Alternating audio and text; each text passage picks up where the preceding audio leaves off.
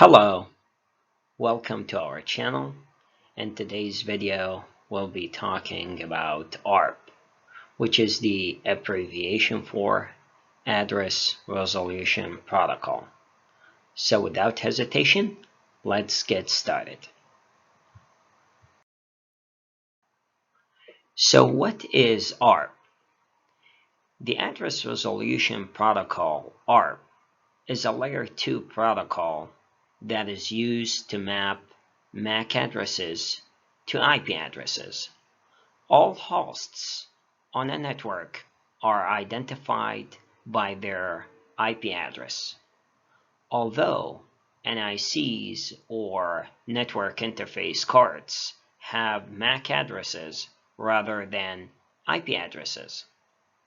ARP is the protocol that connects an IP address to a MAC address. What are the types of ARP? There are different versions and use cases of ARP. Let us take a look at a few. The first one, proxy ARP. Proxy ARP is a mechanism in which a proxy device on a particular network responds to an ARP request for an IP address that is not on that network. The proxy is aware of the traffic's destination location and provides its own MAC address as the destination.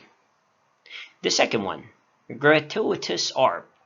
Gratuitous ARP is similar to an administrative operation in that it is used by a network host to manually declare or change its IP to MAC address. An ARP request does not promote gratuitous ARP to translate an IP address to a MAC address. The third one, reverse ARP.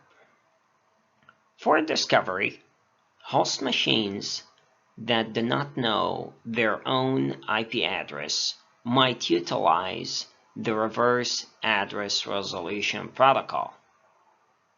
The fourth one, inverse ARP. Inverse ARP utilizes a MAC address to discover an IP address, while ARP uses an IP address to find a MAC address. Let's have a simple example to see how ARP works. Take a look at the network topology here. We have two hosts connected via a switch. They are in the same subnet, and the sender knows the IP address of the receiver, but it doesn't know the MAC address for it. That's why it will use the Address Resolution Protocol, or ARP, to find that out. So the sender IP address is 172.23.4.1, and the subnet mask 255.255.255.0. The MAC address is 1.2.3. Of course, you're not going to see that type of MAC address in the real-world situation, but we are using that for simplification and educational purposes. The receiver IP address is 172.23.4.2, subnet mask 255.255.255.0. MAC address is 2.3.4.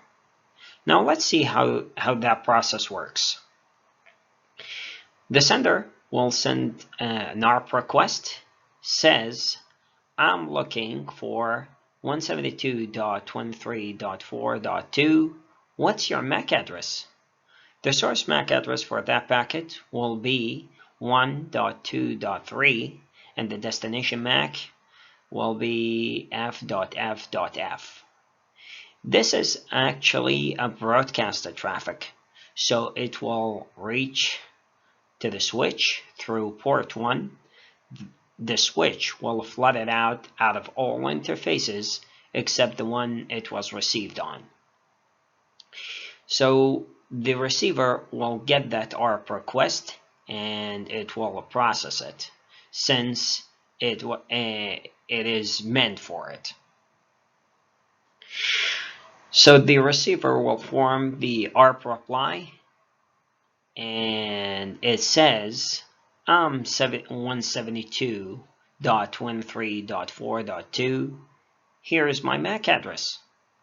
The source MAC address for that packet will be 2.3.4, and the destination MAC is 1.2.3. And that is a unicast traffic. It will hit the switch, and the switch will forward it to the designated port of the sender. And that is simply how ARP works.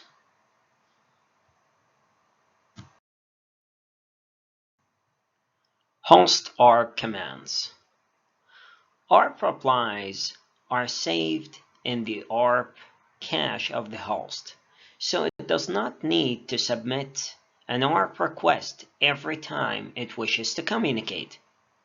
So for Windows, to view ARP cache, we'll be using ARP space -A, and to clear ARP cache, we'll be using netsh interface IP delete ARP cache.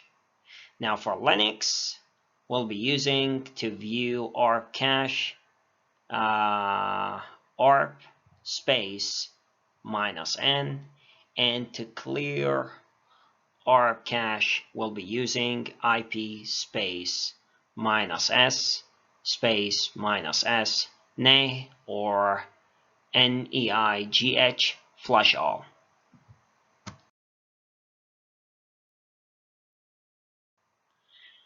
Thanks for watching our video. If you want more videos like this, please like, subscribe, and leave a comment. Have a great day and be safe.